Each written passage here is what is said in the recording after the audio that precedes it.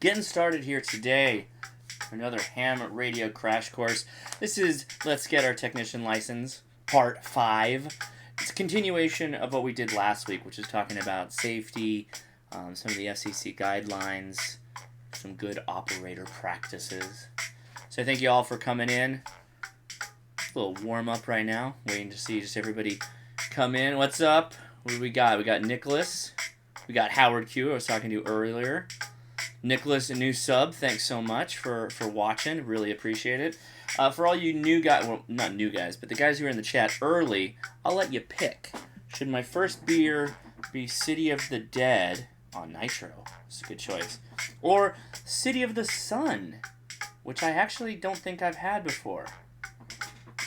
City of the Sun. So this is a stout. City of the Dead. City of the Sun is an IPA. I just basically flew right in the door today, with 30 minutes left on the clock to get started for the stream, so I barely made it. I had to pick up the little beers. These were all warm off the shelf too, so I threw them in the freezer. They've been sitting in the freezer for 30 minutes. These things are like perfect. So you pick. Passed my tech exam tonight. Thanks to these videos. I thank you so much, RCFB73. 73 to you, buddy. 73 to you. Go for death. Well, you're the first person to say it, so I'll go with death. I'm going to drink both of them, but I guess the order don't matter. City of the Dead is an amazing beer, by the way. All right, well, let's turn the music off for a second. Got to get serious while I take this first sip and talk to you guys. Little new program information. New information here. Ooh, yes. So this is it on Nitro. The Nitro is really mild. It's not a very strong Nitro. Stout with cocoa nibs, almonds, and sea salt. And I'll tell you what, you can taste the almonds, you can taste the sea salt, and you taste the cocoa.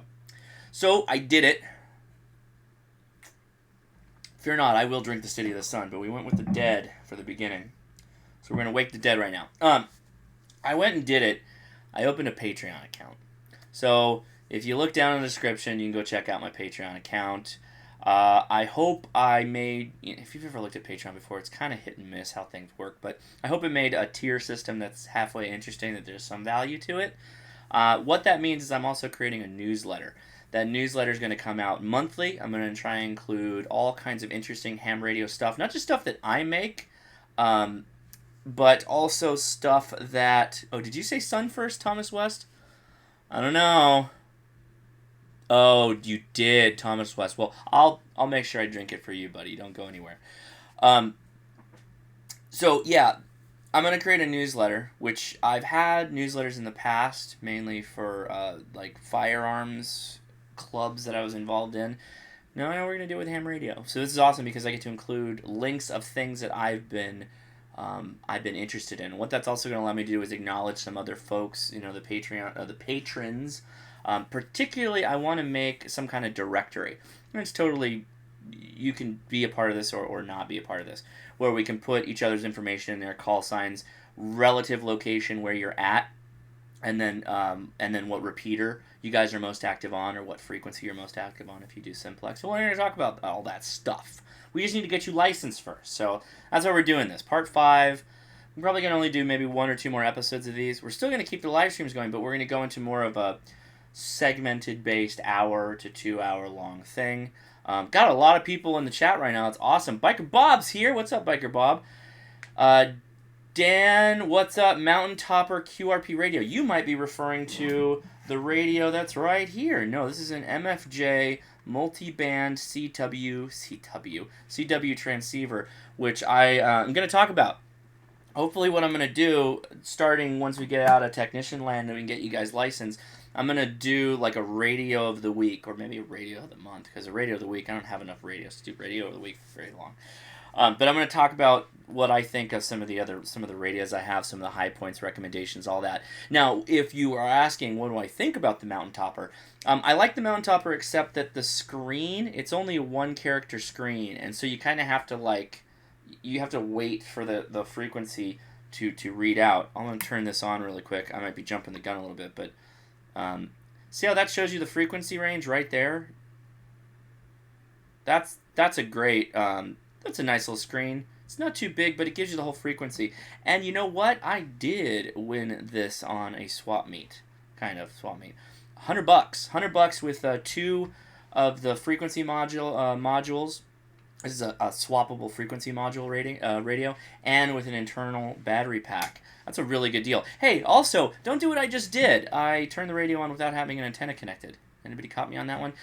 But also keep in mind that this is QRP, so they're not really putting out enough power to really damage the radio. 100-watt radio without an antenna, though, if you go transmitting on that, no bueno. All right, so we got a lot of people in the chat room today. That's awesome that you guys are here. Got some people from California, Miami, Florida, London, England. John, what is it, like 2 in the morning over there? 12, 1 o'clock, somewhere around there. Yeah, so anyway, looking for the future here. I have all kinds of really good ideas. And so what's going to happen is I'm going to start producing one standalone video a week and then definitely do the live streams because I'm really having a lot of fun with the live streams. Dan says, my first 3 radios I'm getting is a Baofeng, a cheap mobile radio, and a QRP radio to play with CW. That was exactly what I did, kind of. I bought a lot more HTs, but I got a cheap TYT 9800 mobile for my first mobile radio, and then I started buying QRP radios. QRP radios can be hit and miss, because this is an inexpensive radio. You can get these for $100 to $250, but then the prices skyrocket all the way up to the Elecraft KX2 and KX3, which is like as expensive as an ICOM 7300, right? For 10 watts. And then you can go back down to the cheaper stuff too. There's lots of cheap QRP radios. The problem with QRP radios is that you kind of have to be on your antenna game.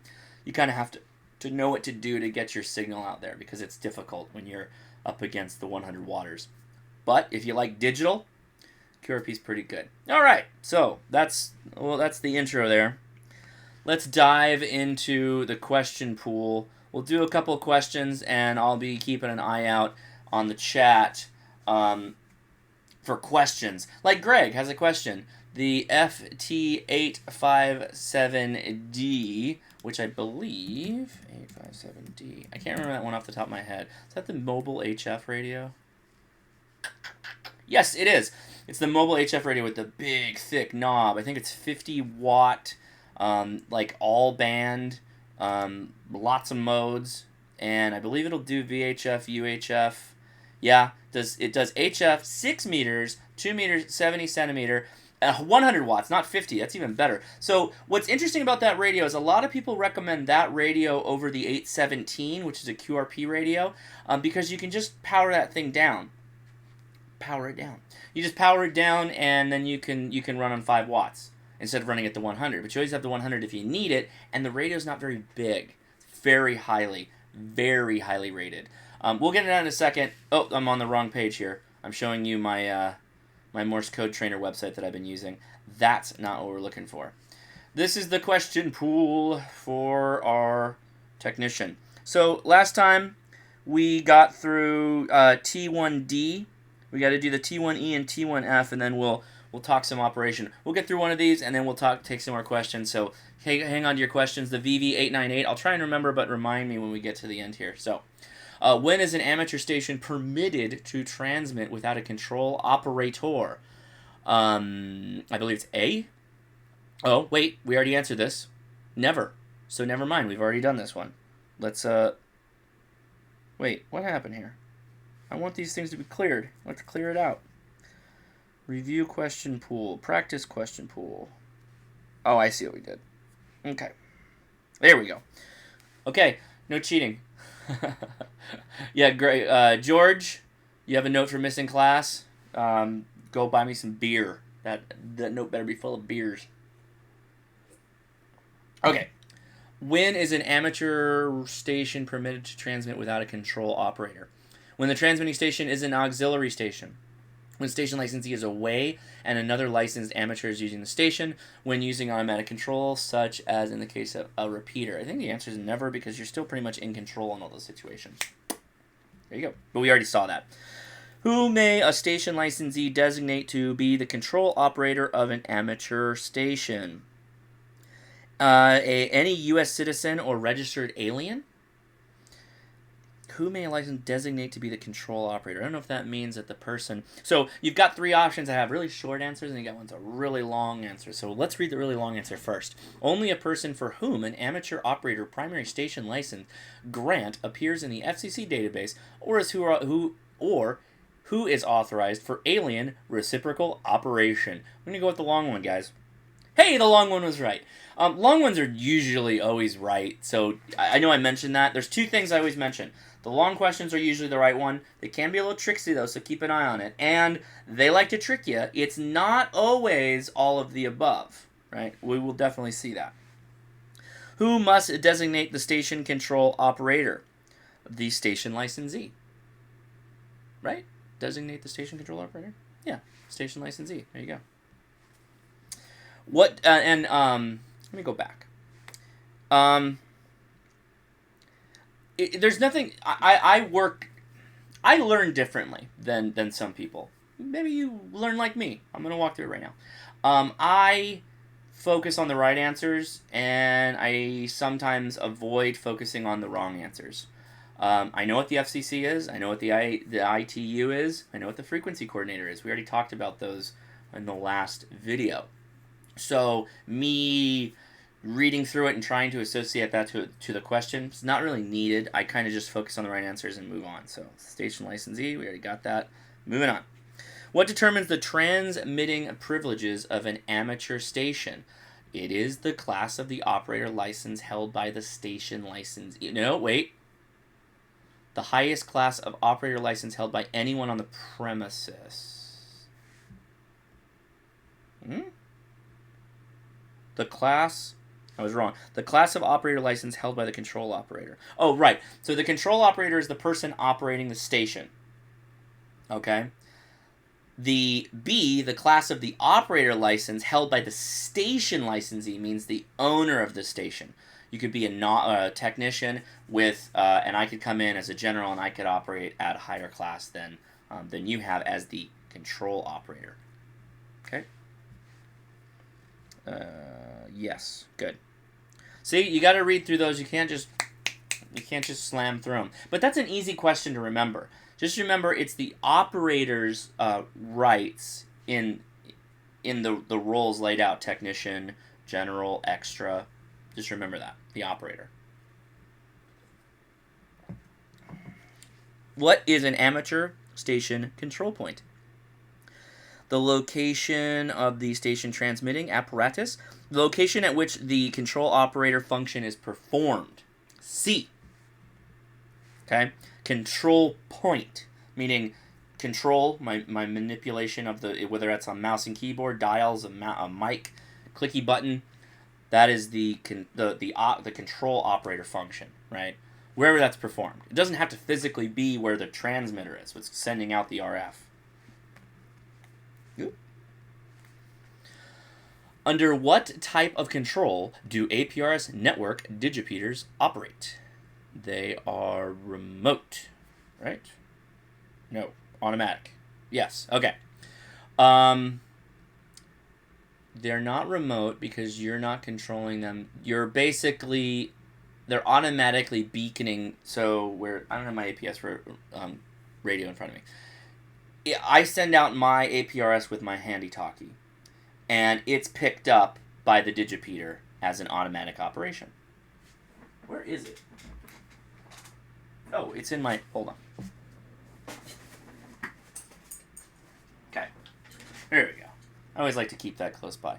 I always end up referencing this reason for something in videos because it does so many things. The only thing this doesn't do is single sideband. If it did single sideband, it would be perfect. Okay, when the control operator is not the station licensee, who is responsible for the proper operation of the station? The control operator and the station licensee are equally responsible. All licensed amateurs. I'm going to go with all. All right, big mothership. All licensed amateurs who are present. No! No! No! Never mind. I'm missing a lot of these. See, what did I say last time? These are memorization questions. These are questions you have to memorize. I don't think that all licensed amateurs who are present is a wrong thing. I guess if, like, legal things start coming up, then if you're innocent and you're not involved but you're there, like, you shouldn't go down for that. Both, yeah, you got it. Nicholas, take a quick pause here. Nicholas, I am 14 and I am moving on to high school. I want to get into ham radio for my preps. And as of right now, I have a shortwave radio that is a Grundig Satellite 750. So, long answer for the win. Yeah, exactly, AU. So, Nicholas, I'm not complete... So, I'm familiar with the Satellite series of radios. The question is if it has single sideband. If it has single sideband, then it's a fine choice. I'm going to hang on to that one. I'm going to try and remember to come back to that. Which of the following is an example of automatic control repeater operation? We just digipeater, repeater, they work together. There you go. Easy to remember that way. Synergy, scissor. Got it? Okay. What type of control is being used when the control operator is at the control point? Control operator is at the control point. Local control. Yes. We've got Dan, VV898 mobile radio. Yeah, you keep reminding me. Once I get through this section and we go to the next section, I'll pause and flip it back over and we'll take some questions. Which of the following is an example of remote control as defined in Part 97? The operator station over the internet, controlling a model aircraft, boat, or car by amateur radio, repeater operation. You can remotely operate a repeater, like if you're doing phone bank.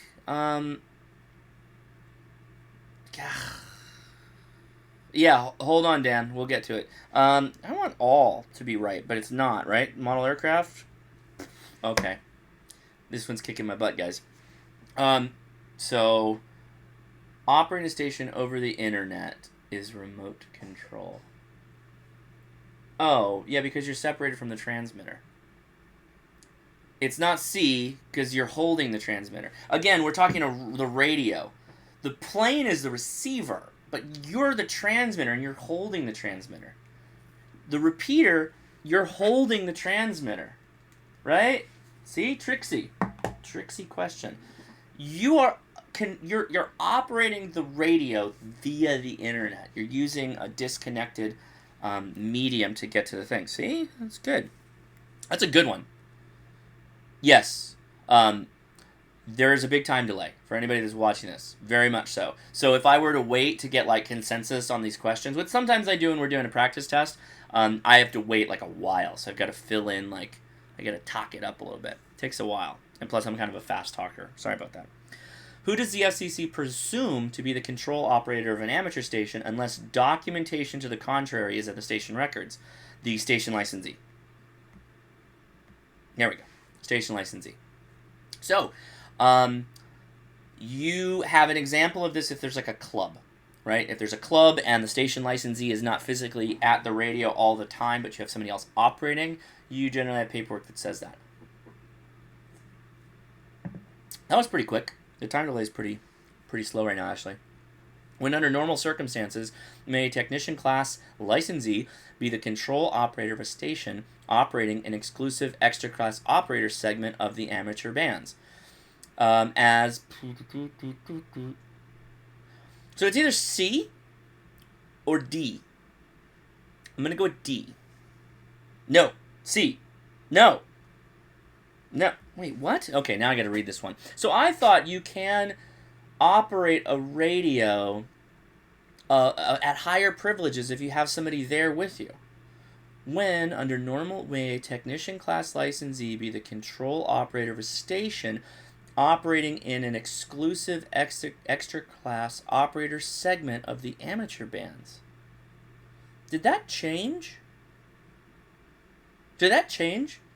So once upon a time, when I was just my lowly technician class, I would hang out with generals, and I could operate the HF rig as long as they were there monitoring. On behalf of that individual, I'd have to use their call sign.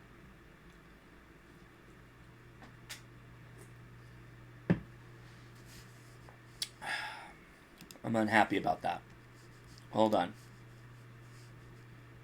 We're Googling this. We're doing live Googling, guys.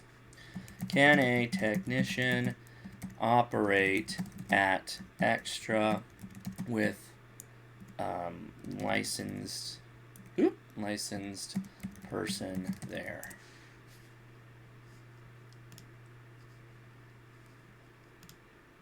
Yeah. I've not even refer to U.S. amateur are permitted to carry third-party traffic as long as the control operator is in the immediate and effective control of the transmitter. Huh. I guess not. When was this? This was 2009, which was like 2 years after I got my license, 2 or 3 years. Every year is a Kids Day event where hams are encouraged to do exactly what you're interested in. Invite a local youth group into your shack and let them make a few QSOs. Typical exchanges: call, name, and favorite color. As long as the valid licensee is present and someone IDs the station every 10 minutes, the hand on the key or mic does not need to be licensed. Okay, so 4chan is the bomb. I like K. I occasionally will hop on the K board. So there you go. Now we know. All right, let me go back to the main chat here. All right, the VV898. Now we're talking mobile radios. I got a couple questions about mobile radios. Oh, 898.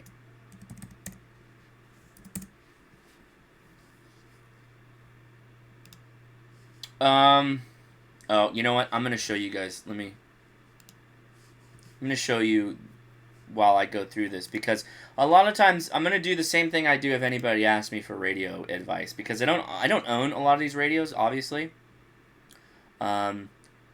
Okay, so it's $65. 10 watt, pretty low.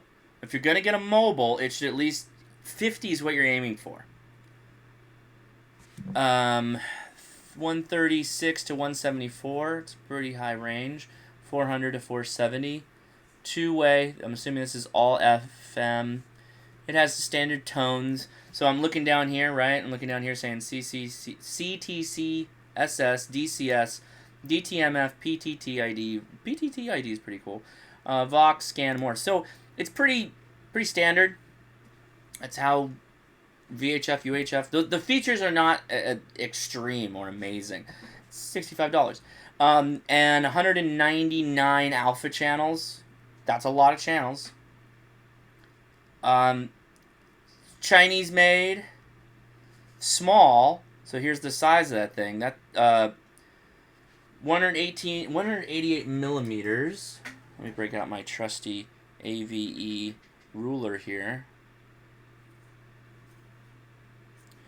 So about the size of this, width-wise, long-wise, 79 millimeters thick or long, depth-wise. That's pretty small.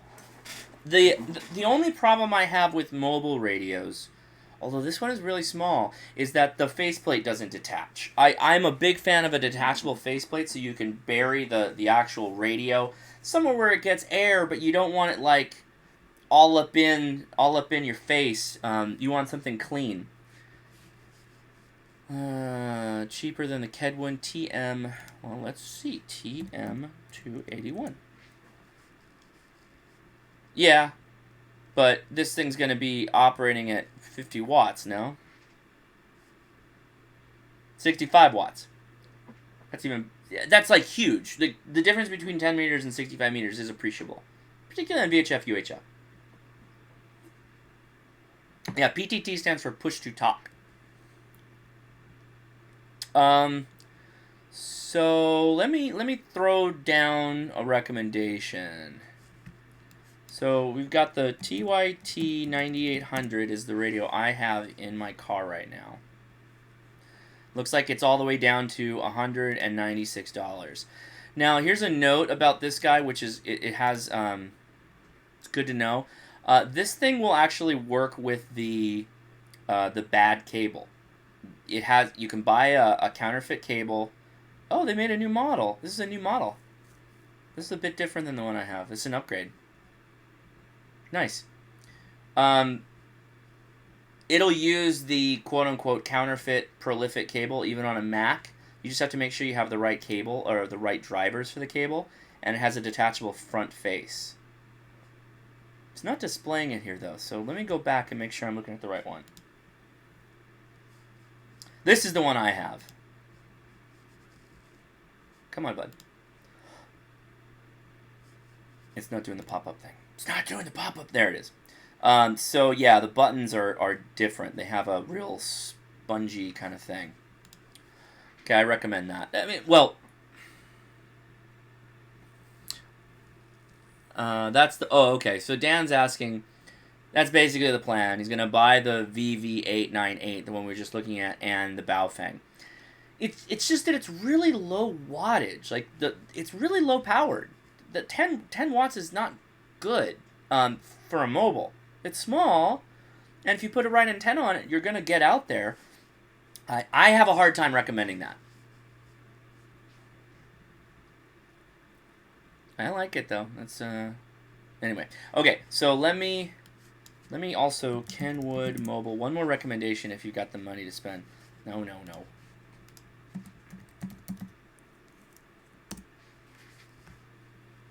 This guy. If you got the money to spend, the TMV7 is a very nice radio. Very, very nice. 50 watt, standard. It'll do dual watch. You can basically have 2 VFOs going on at the same time. Really, really nice radio. That one I don't have a problem recommending for people. Okay.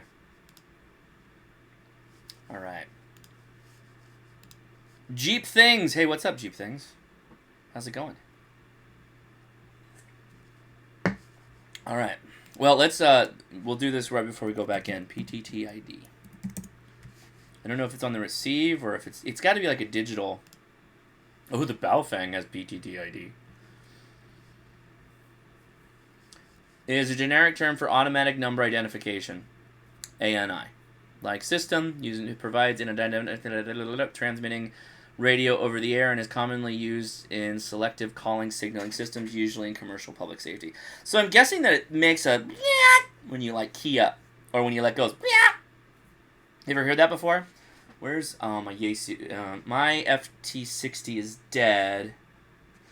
I'm not gonna go try and find it, but some things that have that toning system, it goes like. It like has to send the digital tone out so that it can be picked up and received. So that's probably what's happening. Oh, you guys didn't see any of that because I did it on the wrong screen. Sorry about that. Okay. What would be the overall push to buy a mobile unit with more watts than a Baofeng handheld, other than watts, of course? Okay, this is a very good question. And I should make a video, like a standalone video on this. There's really a couple of things. One, mobile radios generally perform at higher wattages. 50 watts, for example, which is why I recommended 50 watts. Two, you can put a better antenna on your roof and of your car, get better reception than the dinky little ones that go on your HTs. So couple better power with a better antenna, you're already kicking butt. 3, you can use your radio, your mobile radio, with your handy talkie and do something what they call crossband repeating. A lot of radios, and this is something you should look up when you're about to buy one, you can have your car radio on. Say you're hiking somewhere, and you've got it connected to your battery, right? A lot of these radios sip power. They're not going to drain your 12-volt battery. Oh, I'm sorry. There was a question. I must have missed it. The Ganrock. Not hating or anything. I'm just trying to understand the interest in ham radios. Oh, man. That's another long question. So let me finish this one first. So this is 5 watts.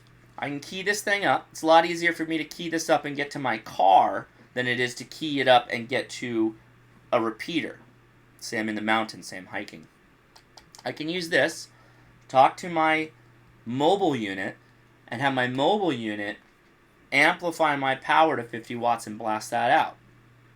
I just increased my propagation big time.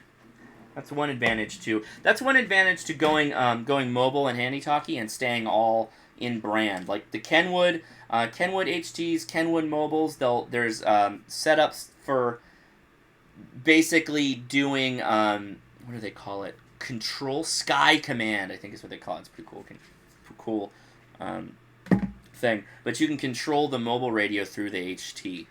There's other ways of doing it. You can even do it with Baofangs, right? Believe it or not. So keep that in mind. All right, Ganrock, not hating or anything. I'm just trying to understand the interest in ham radios. It's a simple question, but then it's like way more deep than that. It's simply a way of direct communication. We're directly communicating to the other party, whether that party is 5 miles down the road, or in the case of my last beaconing reception that was to the Canary Islands, what is that? 5,000 kilometers or more? 6,000 kilometers, something like that. It's communication, pure and simple. But it's deeper than that because it's a hobby within a hobby within a hobby. If you'd like, in fact, I'll put that on the link here. If you go back up to my ham radio crash course, just the playlist, the ham radio crash course, and look at the intro, I walk through some of the reasons why ham radio is important. Keep track of local municipal stations. That's more scanner stuff, but you can do that with ham radio with like a Baofeng. Connection to repeaters, talk to like-minded folks, ham radio. When the grid goes down and you can't communicate on cell phones, ham radio. When there's a low Earth orbit, satellite flying overhead, you can talk to it and other people that are listening to that satellite via ham radio. You can do that with a $10 antenna you build. Most of the parts you can get from the Home Depot and Harbor Freight. It's a hobby within a hobby within a hobby. You'll never be bored as long as you have this thirst for knowledge like I do a lot of the times. So, SOTA, yeah, this radio that we're looking at here, this MFJ 9200 would be a great SOTA radio. Problem with this radio? Gotta learn that CW. You can't really get around not learning Morse code when it comes to certain parts. And I want to do a series of videos on Morse code. I'd like to work Morse code into our streams, but nothing might kill a stream faster than doing Morse code training. I don't know. Don't know yet. Don't know how I want to do that. That's more to come. So no problem with the long question. Long questions are good because I'd rather right up front kind of the cool stuff. There are bad things, but it's a lot easier finding the cool things than avoiding the bad things. The internet makes it so easy too. You just go on YouTube, find anything you want. All right, one more question before we go back in. Hi, Hosh. How does power rating affect or determine the distance of coverage, or what's the significance of power of a radio as pertaining to coverage? Steven from Lagos, Nigeria. Hell yeah, cool. And then Jeep, I got my technician class about a year ago. Right on, 7.3s. Okay, so that's like this triangle answer, like power, antenna, mode that you're transmitting on. So with this radio, oh my god, that's not an effect. I'm not doing a video effect. With this radio on 5 watts, with this antenna that I like, it comes out, right? It's telescopic antenna. I can get to about, I can get a repeater that's 40 miles away from me. And while the repeater's doing a lot of the work to get me there, I'm doing that with that radio, 5 watts. At the same time, a radio very similar to this little black radio here, okay, operating at 10 watts, using a much bigger antenna, I was able to reach to the Canary Islands. Okay, so in that case, it's not really the power, it's the mode that I'm operating on. It's that I'm using HF, high frequency. My frequency range was 30 meters, and it's the form factor I was using, digital. Okay, right. So there's a whole lot of things that go into what makes radios better at propagating than others. In the case of handy-talkies, you're generally limited to FM. That's the mode of transmission. the power, which in this case is 5 watts. My Baofeng, the one I recommend, it's in my Amazon store, goes up to 8 watts. The thing you can change is the antenna. And yeah, the antenna does affect it, which hopefully my next standalone video is going to be on reviewing many of the Baofeng antennas, because there are so many of them, and I think the most frequent question I get, aside from which radio I should buy, or can you program my radio for me, is which antenna should I get with it. And man, that is a whole world of stuff. So let's see. Somebody posts some. That is Morse code. Dash triple dash R S E. RSE. So I think that's an O before that. I learned it wrong the first time, sadly, but I'm working on it now. Is that an O-R-S-E? Morse. M. Right. I forgot the M. Good. I'm good at this. See? I'm not very good at it either. Don't worry. We'll all get there together, because I need the most help in Morse code. I'm already too talkative as it is. All right, so we've got one more of the safety legal stuff to get through. I'll show you the antennas before we wrap up. Before I talk about this other radio I wanted to get to, and before I wrap up, I'll mention all my antennas. By the way, I'm going to mention one more time since we got more people in here. I started a Patreon. The link is in the description. Go check it out. Along with the Patreon, I'm doing a newsletter. Newsletter is going to contain not just my ramblings, but the stuff that I've been looking at the month. Important links, things I'm learning. Right now, I'm learning about DMR, VHF, UHF, DMR, digital radio, basically. This is one form of digital radio. Vertex by Yaesu is another one. What's the other one that everybody's on? D-Link or something like that? D-Link? It's not D-Link. That's a router. It'll come to me. Let's move on. What type of identification is being used when identifying a station on the air as race headquarters? Tactical call sign. An official call sign reserved for races drills. SSID. Broadcast station. Tactical call sign.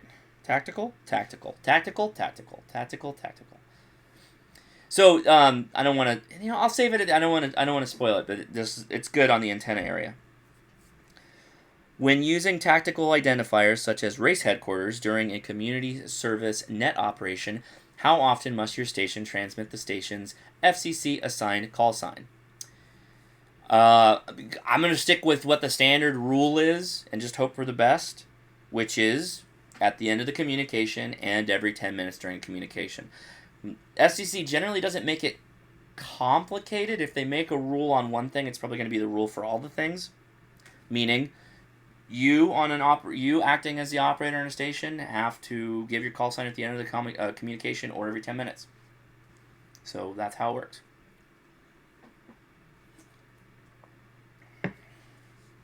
When is an amateur radio station required to transmit its assigned call sign? Ha ha ha!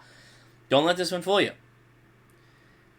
At least every 10 minutes, during, and at the end of the communication. They flipped it. They flipped the verbiage. They flipped it. A says at the beginning of the contact and every 10 minutes. No, not true. It's D. It's at the end and every 10 minutes. That gets referenced 3 or 4 times in the different sections of the test. So keep that in mind. Which of the following is an acceptable language to use for station identification when operating in a phone sub-band? The English language only. You can have your entire conversation in any language you want, but you must use English for your call sign. And it makes a special note. It's saying in a phone sub-band or operating in phone sub-band. Sub-band's less important. Phone is the point. When you're operating single sideband, AM or FM, you're expected to use English to say your call sign. If you're operating in CW or in digital, hey, George, thank you, bud. Beer allocation. Yes. Love it. Love that. Thank you very much. Appreciate all the beers. Yeah, so I got too excited about beer. I forgot what I was saying. If you're doing CW or digital, you don't have to say hop on every 10 minutes and go, hey, by the way, this is Carrier 690Z. Right? You don't have to do that. Okay. What method of call sign identification is required for a station transmitting phone signals?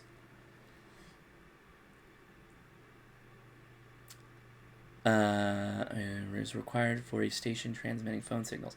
I think this. So people rarely use phone anymore. The phone patch, I think that's what they're referring to. It was a big thing in the '90s and earlier. Send the call sign followed by an indicator RPT. Send the call sign using CW or phone emission. Send the call sign followed by the indicator R. Send the call sign using only phone emission. B? The hell? Yeah, B, sure. Phone. So I'm just thinking. So there's some questions in here that are lingering on past the technology that's kind of moved past them. Once upon a time, you were able to use a repeater. So there were repeaters that were connected to a phone, a landline. So you could get on a repeater, and you could type in a phone number, and the repeater would give you the audio that was coming through the phone call. So you could call a non-ham radio operator, honey, I'm running late. Don't worry, boop, boop. But of course, everybody's listening to you because it's open, it's in the public, it's on a repeater. Repeaters use English, right, for their station ID, or CW. So I figured it's going to be either one. People have all kinds of fun little catchphrases to remember stuff. Nicholas says, when in doubt, see it out. There you go. Which of the following formats of self-assigned... Which of the following formats of a self-assigned indicator is acceptable when identifying using phone transmission? I think it's slant. I don't think you're supposed to say stroke or slash. No? All? Get out of here. They got me with an all. I almost always see the all choices are correct, and I don't want to deal with it. Slant... Well, we use Callsign slant KG for when you go from technician to general, just so that people know that the FCC database hasn't been updated with your new class identification. But you are. You just passed your test. Give me a couple weeks. So there you go. Any of those work. Slant, slash, any of that. Which of the following restrictions apply when a non-licensed person is allowed to speak to a foreign station using a station under the control of a technician class control operator? The licensed control operator must do the station. The foreign station must be one of which the U.S. has a third-party agreement. Yes, always. Always remember that. The FCC, okay? FCC is about America's radio laws. You in Canada got different radio laws. You in Spain, different radio laws. But the ITU is kind of like the international weights and measures organization that handles coordinating the laws. When you're in the United States and you have somebody that's foreign that wants to use your radio, there must be a third-party agreement between those countries for them to operate. If you had like a Cuban immigrant that was hiding out, Cuba like used to be cool, but now we're not cool anymore, kind of thing, because of Trump. Politics are not important in ham radio, but I'm just using that as an example. Or like some terrorist country, right? Probably not in a third-party agreement. But you can look this stuff up. I don't know how to look that up, but I'm sure Google does. You can hit up Google. But that's the answer to the question. Which indicator is required by the FCC to be transmitted after a station call sign? I followed the FCC region number when operating out of the region in which the... Whoa. KT, AE, or AG when you... Okay, it's D. There you go. I just mentioned it. AG. There you go, Nick. You got it, man. Yeah, so... Shout out to Cuba, by the way. I heard there's a podcast. Well, there's a lot of ham radio podcasts I listen to, but Newsline. If you go on Newsline, in fact, I have my cell phone. I'm gonna show you. Gosh, I hope. Let me pull this up really quick. So there's a ham radio bulletin news thing. It's like 10 minutes long. They produce once a week. It's really just hyper nerdy amateur radio news. It's called Amateur Radio Newsline. Let me switch over here really quick because I want to make sure I get this and not. So Amateur Radio Newsline. That's the local. That's what it looks like. News for the week in amateur radio. Cuba just had a huge testing event, and some ridiculous amount of people got licensed. Like 98% of people who took the test. Awesome. Now, with all the reductions in the embargoes and stuff like that with Cuba, I thought we were cool in the ham radio. I don't know where we stand now with the things Trump's got going on with his BS, putting the embargo back on or it's not on, whatever. Sucks because Cuba's pretty close, but it's far enough that it's like kind of cool and hip to get a contact, particularly from California where I'm at. So respect to the guys in Cuba. Right on. I actually work with a Cuban person. Cuba's awesome, and I love cigars. Okay. Moving on. Let me go back here. What type of amateur station simultaneously retransmits the signal of another amateur radio station on a different channel or channels? It's a repeater. Bladow. That's important, right? There's an input and receive. Transmit, receive frequency on the repeater are not the same. That's why when they say plus or minus, they're talking about the input and the receive. What's the input? Oh, it's minus. That means five down. Plus is 5 up. I think that's 70 centimeter. 2's different. One of two things is going to happen. Your radio is going to know the difference between plus or minus. Most repeaters use plus or minus. Or you'll do it in the programming. So, right on. Too long to be wrong. There you go, man. I like those questions. Who is accountable should a repeater inadvertently retransmit communications that violate the FCC rules? The control operator of the originating station. Okay, last week, somebody asked me about the 435 repeater.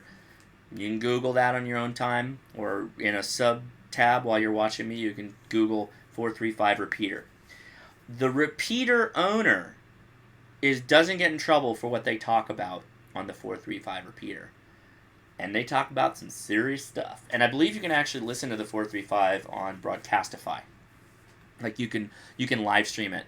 And I believe it's possibly one of the most listened to stations on the internet.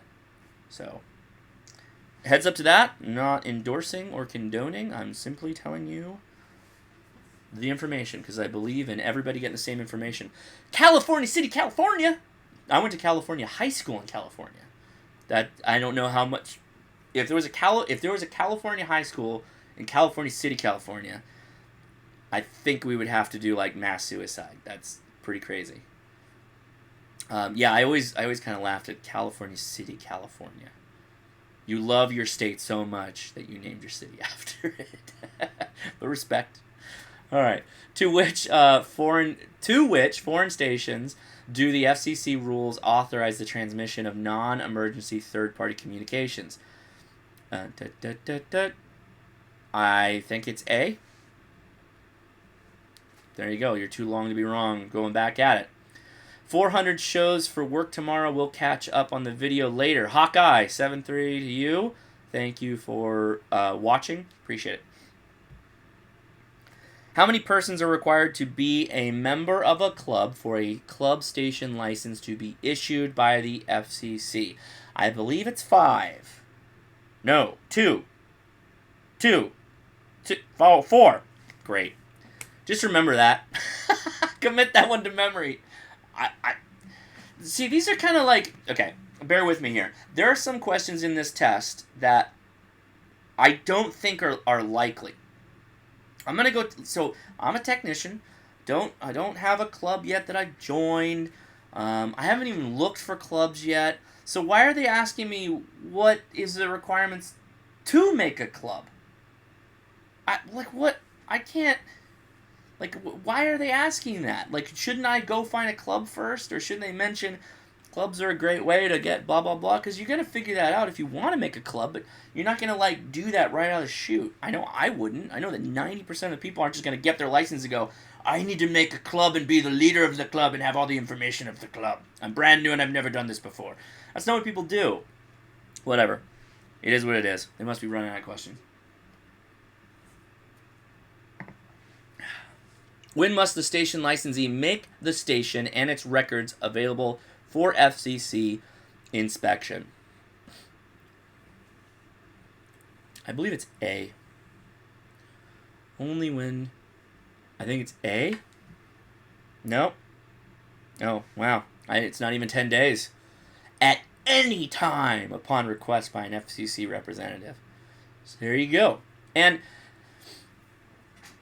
I get this a lot in on my YouTube videos, particularly that Everybody Hates Baofeng video. People say, I will not comply, I will transmit to my heart's desire. And that's fine, and people do that, and the FCC doesn't crack down on a lot of people. All true. But, like, when they crack down hard. Like, really hard. They don't play around when they actually find you. There's not a lot of them, and it doesn't happen very often, but when you go down, you go all the way down. Like, way down. So, keep that in mind. Do whatever you want. I'm not gonna tell you how to live your life. I mean, my channel's all about that. I give you information. I say you can blow your foot off with this information or, not. But hey, at least you have it. And don't be an idiot. So now you know. Also, if you go on a repeater and you think that you're just going to, like, troll people on that repeater and just, hold down the transmit button and try to, like, create interference, you will have people come after you.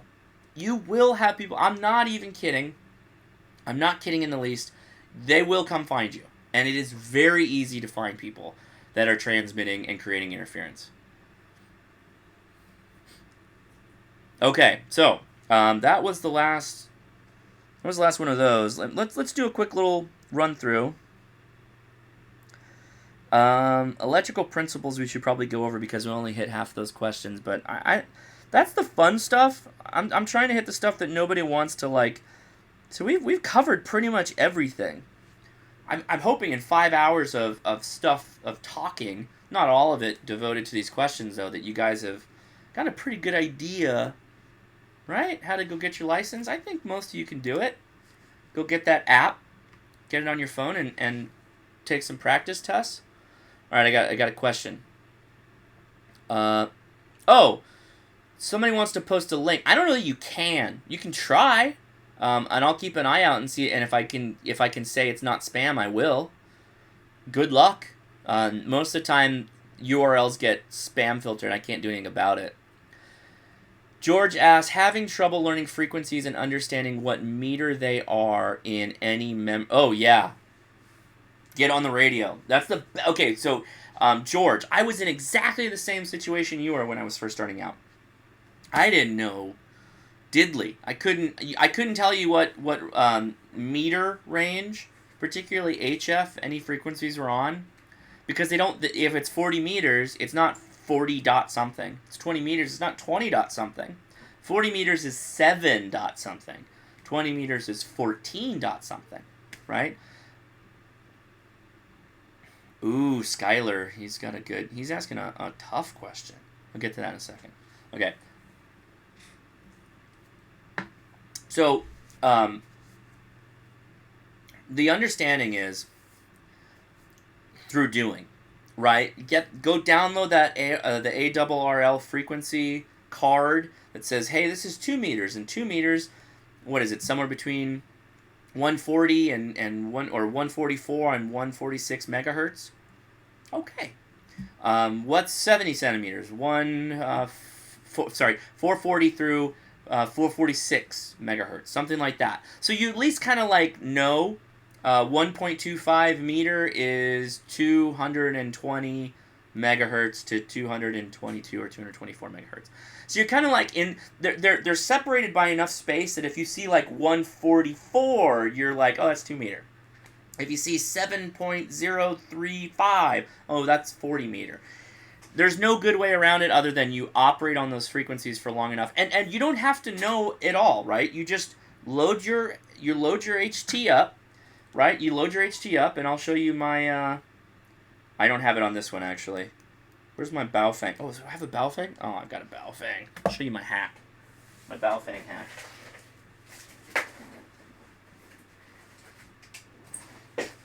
So Baofeng has that dual watch capability. So what I'll do is I'll leave the bottom VFO to English, and I'll use the top VFO as the frequency. So at any time I want to remember what the frequency was for one of those channels, I'll just turn it to the top VFO, and then I'll see the English, right, on the other one. Easy hack, and you'll get to remember really easy that way. Oh, John Z, what's up? We got a gun. Oh, I forgot to totally mention. We're simulcasting to gun channels. So if anybody's on gunchannels.net, I'm sorry I was not paying attention. Let me hop over and see if I got any questions on there. I don't. Nobody loves me, so we don't have to worry about it. Okay, let me go back to the 4-to-1 match. I'm gonna do my best on this. I'm gonna try. But hold on. Let's see. Nope. Billy's asking. Yes, Jeep, you are completely correct. The ham radio community polices itself really well. Nope, didn't work. Lol, search for this on Club Cuba's DIY. Okay. Oh, yeah, the inventions that they have of isolation is very cool. All right, let me go back. Let me pull up the comments on my end so I can scroll through them a bit. Where did that 4-to-1 question go? Could you explain what impedance mismatch of 4-to-1 means? I can't explain what an impedance mismatch of 4-to-1 specifically means, but I can explain what the relative issue is with SWR. SWR is standing wave ratio. A perfect match of any antenna is a 1-to-1, and what that's referring to is the driven angle to the reflected angle. So I wanted to do this in a standalone video, and I probably will, where I can use something to help me draw. I could switch it over. I might. It's all right. We're going to do this because I want to switch over to the radio. Talk about the radio really quick. On a dipole is two legs that come out horizontally. One is where the power, the driven angle, your watts are going up that line. The other is the reflected angle. It's what gives you this radio wave type effect. Okay? If I'm on... Turn on my radio. If I'm on 7.50... and I try and transmit on a dipole that the ends, the legs, are not cut to be resonant on that frequency, I will get back a lot of reflection of power. A high standing wave ratio will be returned. 10-to-1, 9-to-1, 4-to-1. So what you do is you tune the antenna to either shorten or lengthen it to be a better match on the specific frequency. And what some people do is they use a balun, or a balanced unbalanced. What it does is it's a magnet with wire wrapped around it with a specific amount of turns that allows it to pull some of that bad stuff, not bad, but poor match off of the driven line so that it can get to the radio and not affect the radio in outputting its power. Because what happens when you attach a radio to an antenna with that's poorly matched, the radio can't put out the power. So that's why things like antenna tuners exist. Antenna tuner. Hold on. So somebody said MFJ makes really good tuners. Hey, what do I got there? This is an MFJ Pocket QRP tuner. Okay? And what happens is there's a antenna post. This is BNC. And this is a transmitter. It says Xmitter post. And what you do is you set your inductance to what matches for the antenna. You can tell you bring the post all the way to the left over here. And then the noise level will go down when you get it to the appropriate area.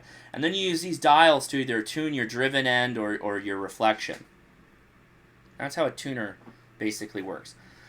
So That's a bit in the weeds for the guys that are still on VHF, UHF that haven't graduated from the HT, but it's not totally, because you can make your own antennas, right? So if you go look at my, I'll try and remember to post the link to my J-pole. I made a super J-pole antenna. I basically went and bought copper plumbing, and I built a 2 meter, 70 centimeter antenna with it that I had to tune. So once you physically build it, this copper tubing monstrosity, you had to use these wire clamps to adjust the wire up. It's like I'm milking a small cow. It's like you had to move the feed lines and the return line up and down the posts until you found the right match. And you use something like an SWR meter or an antenna analyzer. There's all kinds of things, right? And so when I think one of the stations earlier, I believe it was the person from Cuba, when you ask me what's radio all about, it's about this. It's about what I just said. It's about learning that, like, oh my God, dipole antennas. What's a dipole? Oh, it's a vertical feed line with 2 little wires that go out the side. Wow, that's wild. What does that do?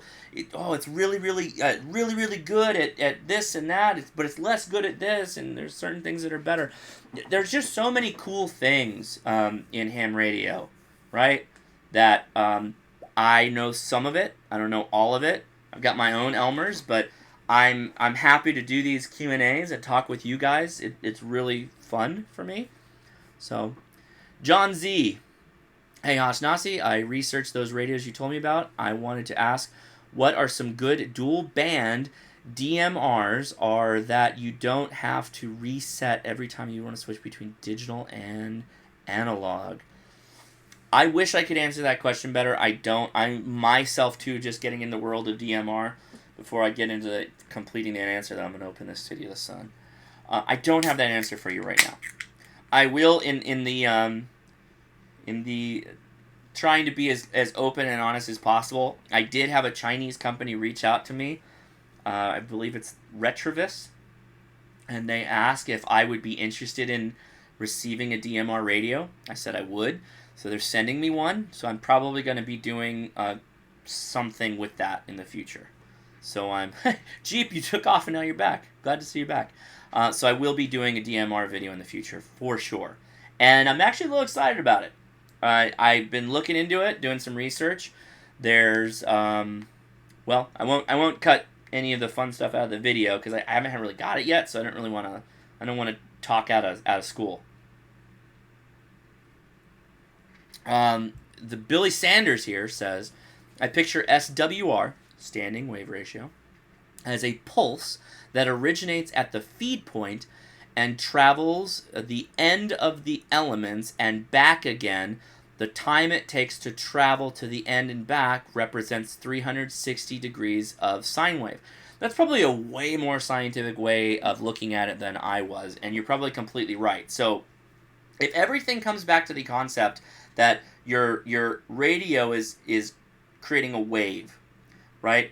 And when we say that's 40 meters, well, really, it's not exactly 40 meters. It's 40 meters plus or minus depending on where you're at in the frequency, right? The band, the frequency band. So if you wanted to make a dipole that was exactly at one frequency, the frequency of, let's take this example, 7.050. If you cut a dipole to exactly that, the elements, the legs of that dipole would be a precise measurement. And you can look that up. There's calculations to go from frequency and then create your dipole. What he's basically saying is that the driven, the power, the frequency, the oscillation of the power, the RF waves that you're putting out, is going to be creating this pattern, frequency, right, based off of the physical attributes of the 40-meter wave. And the return, or the reflected element, is going to pick that up if there's leavings or leftovers. That's a very elementary way of saying what he said. That's why velocity form factor of the metal the antenna is made of affects its length. The resonance of the metal affects the time that pulse travels. So copper, very good, right? Highly conductive. There's a YouTuber, I didn't plan on talking about him, but there's a YouTuber that made a dipole out of Christmas tree lights. And he transmits through the dipole of Christmas tree lights, and you can see it as the RF gets out to the ends of the elements, the lights get brighter. Very cool. Super cool. Okay, so I'm going to talk about this radio before we close it out. And again, this is a reminder, I'm trying out the Patreon thing, so links in the description if you're interested. Go check it out. And tell me what you think. If this is stupid, like, I can't believe you, you're such a narcissist. Let me know. Send me a message on Facebook or Instagram or Patreon. I think you can do that. Anyway, this is an MFJ.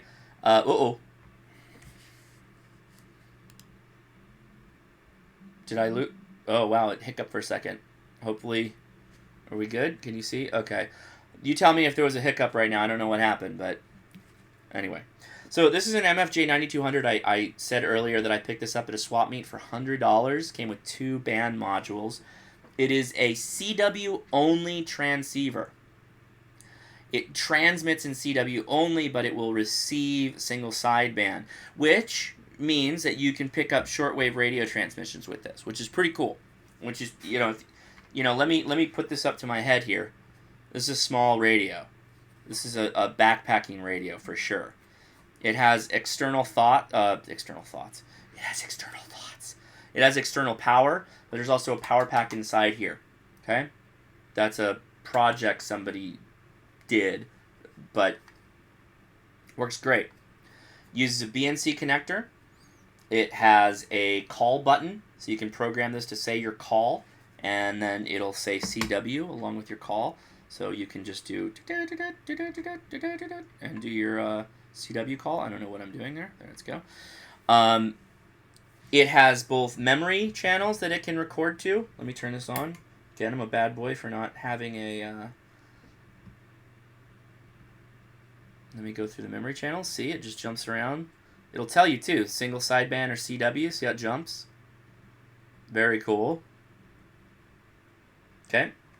Memory channel programming is really easy on this radio. It's really, for the price, it's a great beginner CW radio. Probably one of the better ones you can get at the price. It's not a kit. There's a lot of radios that you can buy in the world of CW and QRP. They're kit radios, meaning you have to solder the pieces, which is fine. That's fun.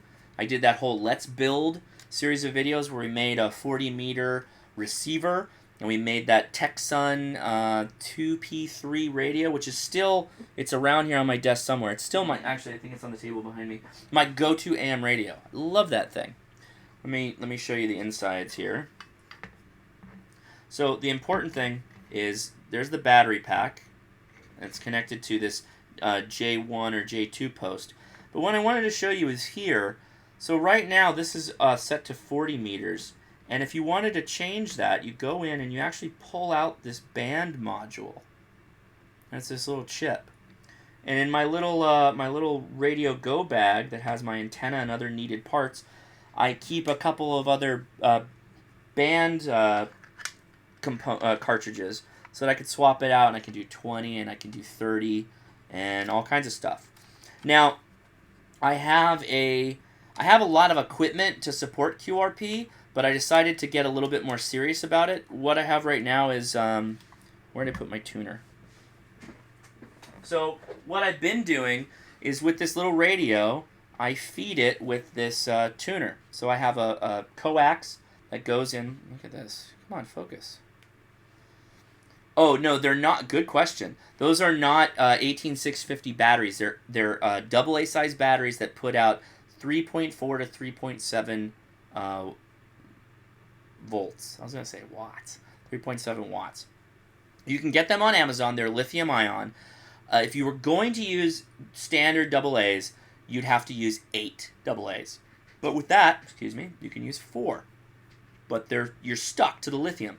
It still has the external, so you can still do external power. Anyway, let me do this really quick. See, there's the tuner. There's the radio.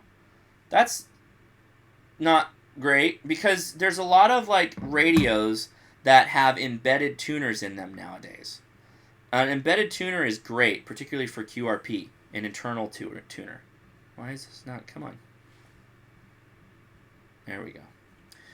You want an internal tuner because then you don't have to worry about lugging this thing out and, like, you know, wiggling with the posts. The problem is that this is cheap, and a radio with an internal tuner is expensive. So I have a QRP Guys micro tuner coming that works off of a vertical with a counterpoise, basically a ground wire, that you build, and it's only this big. And it uses an LED to tell you if you're in SWR range or not. And so you can just crank this little thing and you tune it out.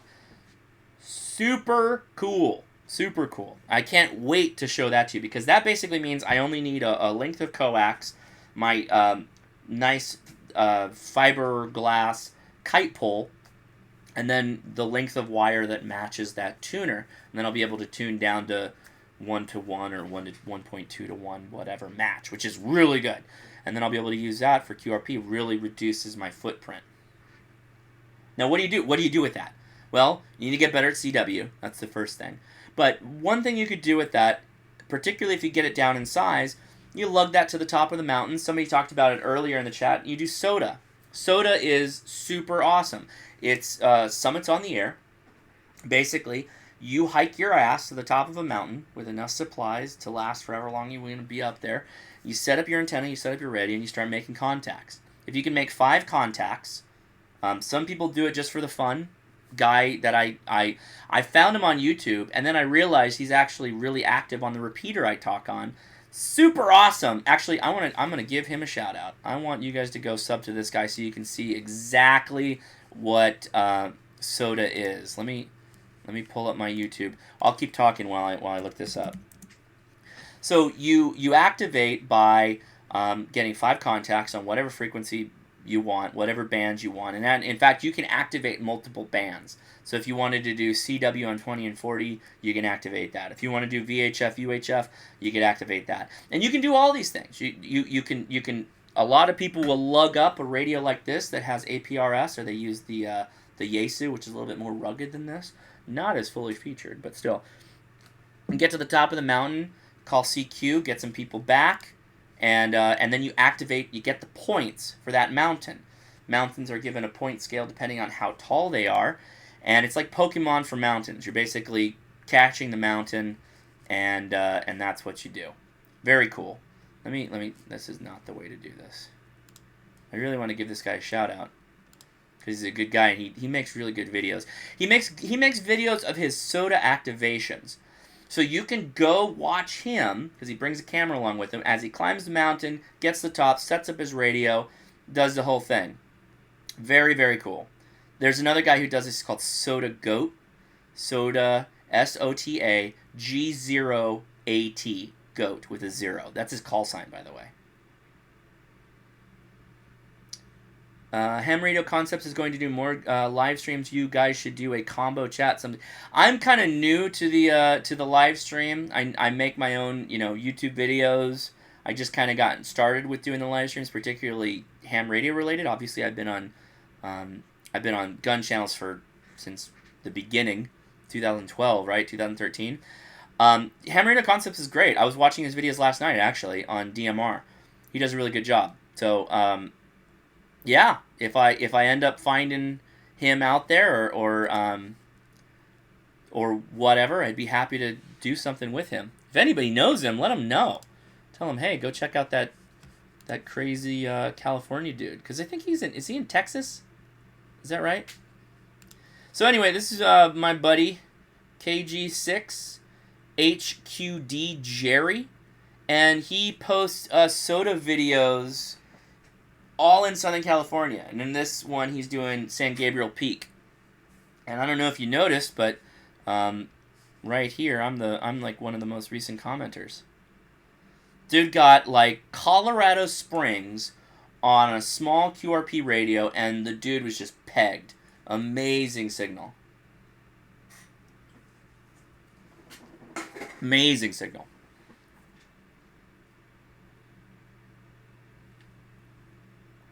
Yeah, thank you, John. All right, so how we doing?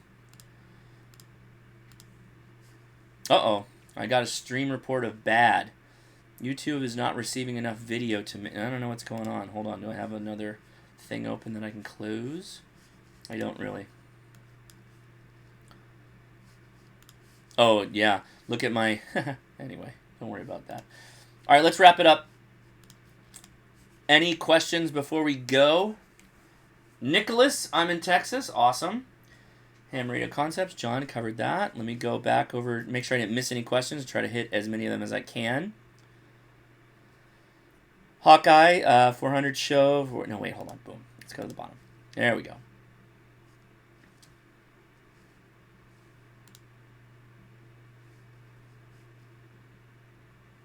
Yeah, John just, Nicholas just looked up the batteries. Move my hands more? That's all I do is move my hands. That's like my, oh, is that how it works? If I do this, you're saying just in general, I should be moving more? Okay.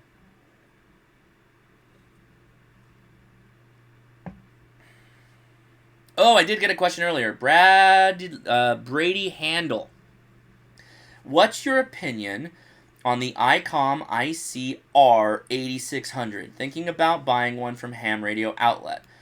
I'm like so focused on the 7300 right now that I haven't even thought about the anything else other than that. I don't know why. I just really, really want it. Oh, it's just a receiver?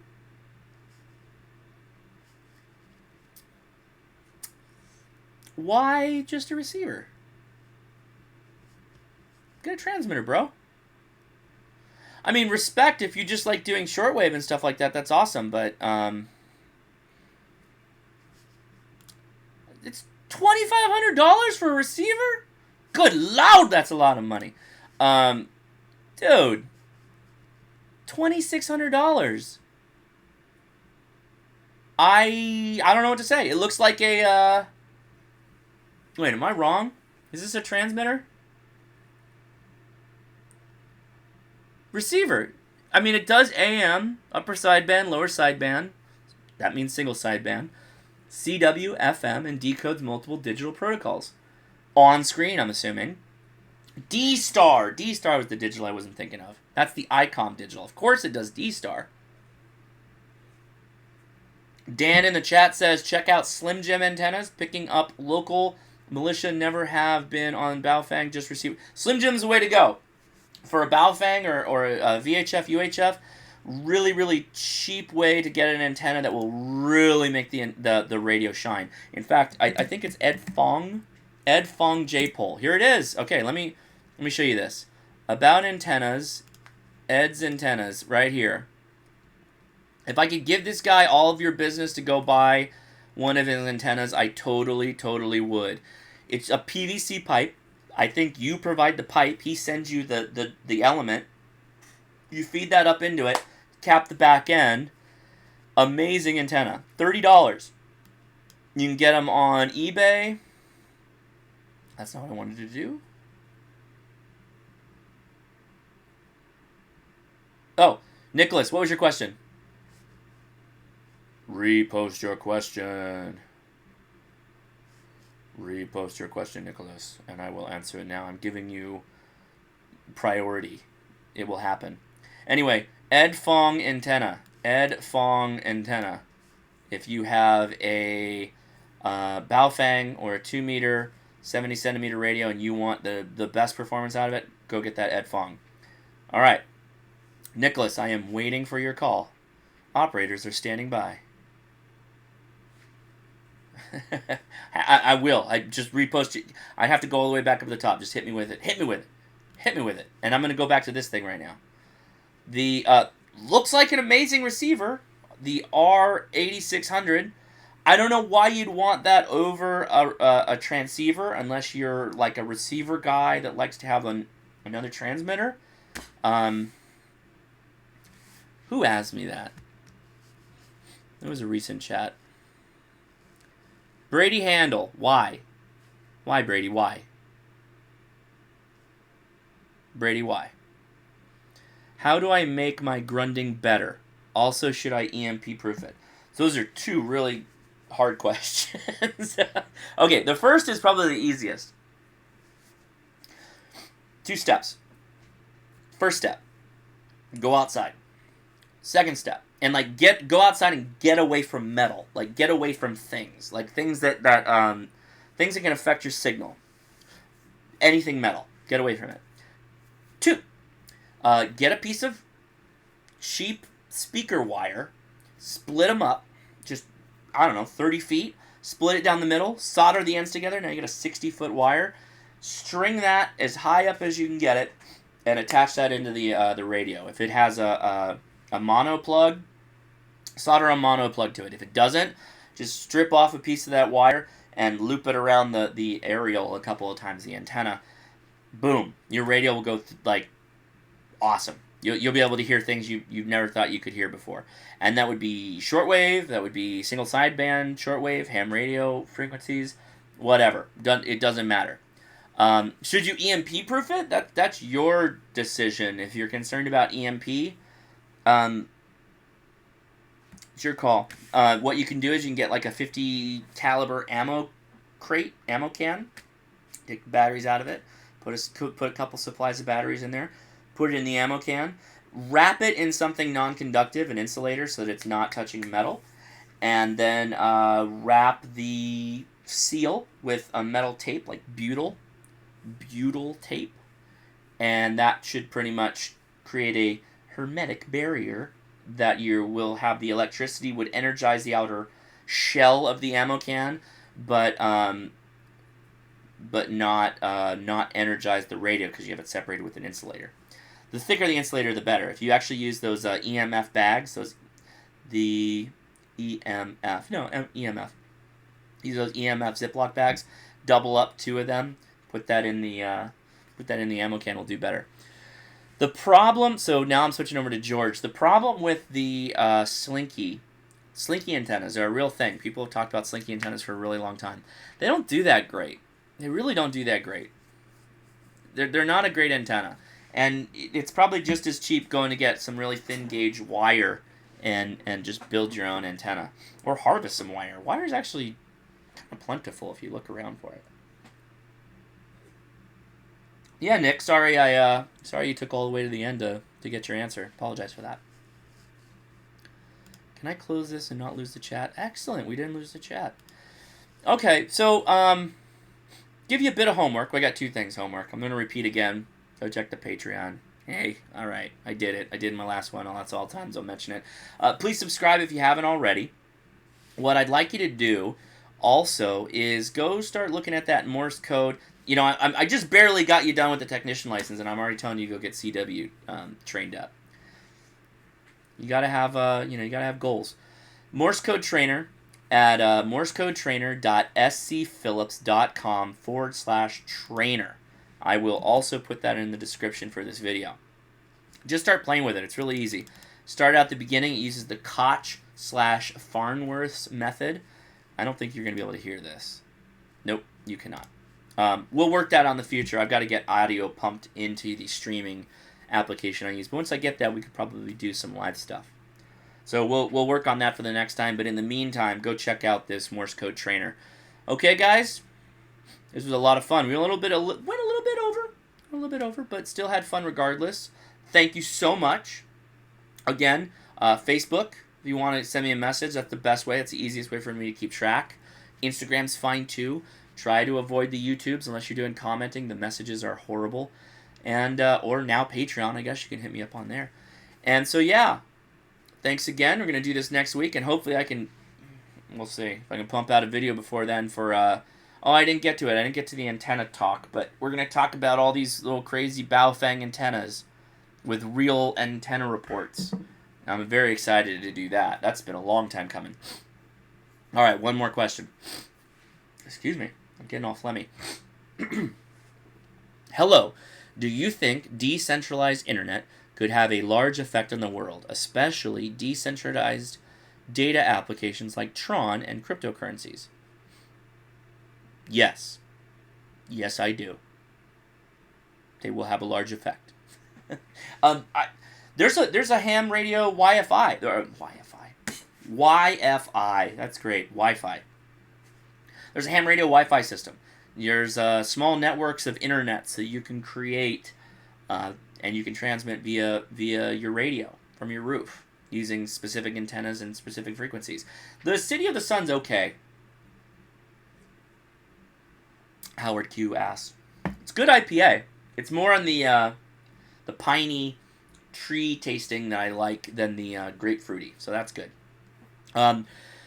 So when you say decentralized, are you meaning like off of the major backbones that are owned by like AT&T and the large telecom companies?